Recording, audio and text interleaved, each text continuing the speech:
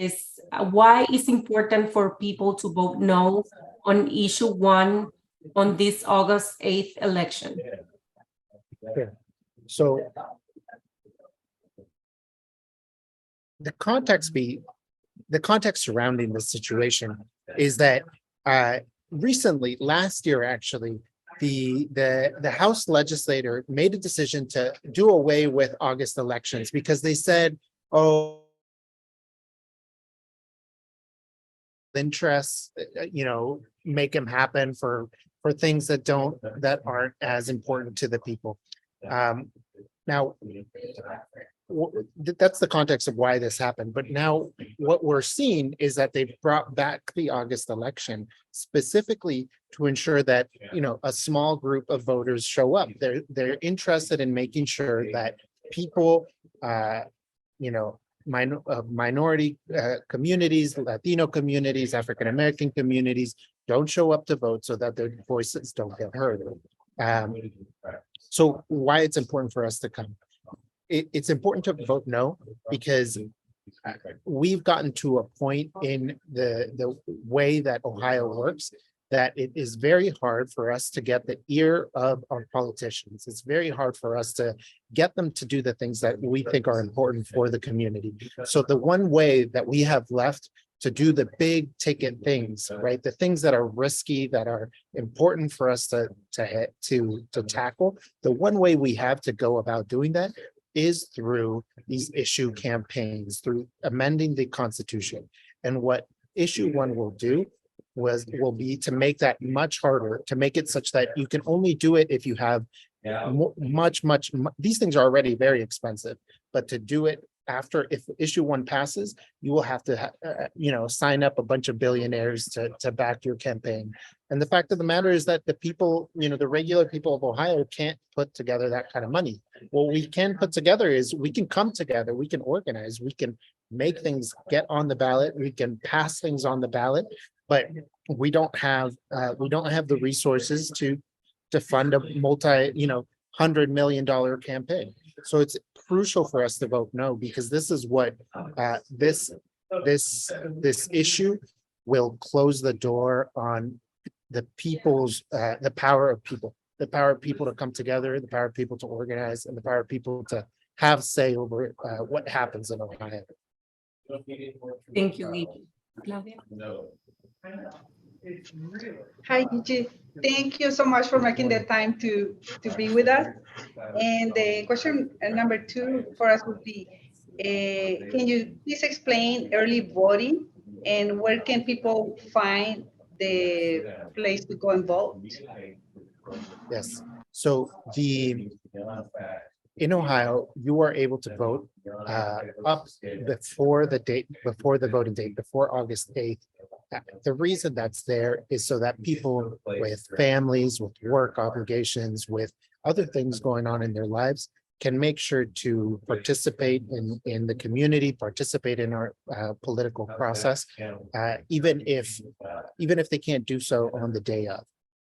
Now, that being said, I think it's important for us all to vote early, because I don't know what your guys' recent experience is voting, but on the day of August 8th, there's often big lines, there's often things that come up. Who knows, you might get into an accident or something, and you won't be able, if you don't get to that voting booth in time, you could be left without a voice. The system of early voting has been in place for many years. It's very dependable and it works. Your vote gets counted just the same as any other vote. And it gives you that flexibility to ensure that your voice is heard, and to do it without a long line, to do it quickly and efficiently. So I think everybody should vote early and often, but vote early if you can. Thank you very much for your time. So my question is, we at the Central Ohio Worker Center, we serve the marginalized, low-wage income, and then immigrant workers. So how do you think the issue 1 would impact our community we serve, i.e. the low-wage income and then immigrant workers? Yeah, I think this is particularly important for the kinds of people that work with the Central Ohio Workers Association. And the key point here is, again, the tools that are already in place in the Constitution allow people like the people here to come together, to organize, to make things happen, to make changes happen in the Constitution. Currently, you know, that is there. That's an avenue. It's not easy. It's not easy for us to do it. But if it's important, if we get together, we can do it. And right now, there are huge issues facing us with the growing inflation. You know, life in Ohio is becoming more and more unaffordable.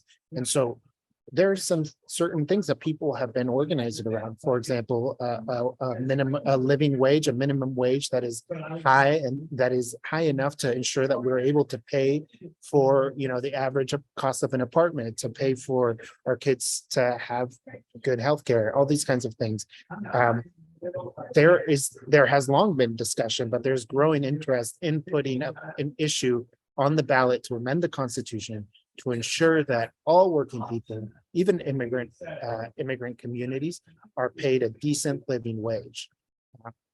If this issue passes in August, that's going to be almost impossible to pass. It's going to be much harder to pass. I mean, we should still try to pass it if that were to be the case. But the point is that we're going to have to get millions and millions more votes, and we're going to have to fundraise a lot more money. It's going to be much harder. So basically, what this ensures is that things stay the same. You know, if you're somebody who wants change, if you're somebody who wants to see progress in Ohio, we need to ensure that this avenue to amend the Constitution is there, available for us, and available for them. You know, if we are able to gather the majority of the state to vote together on an issue, you know, the majority of people agree, then we should be able to amend that Constitution. And this is why it's so important, especially for communities, for working communities, for immigrant communities. It's very important.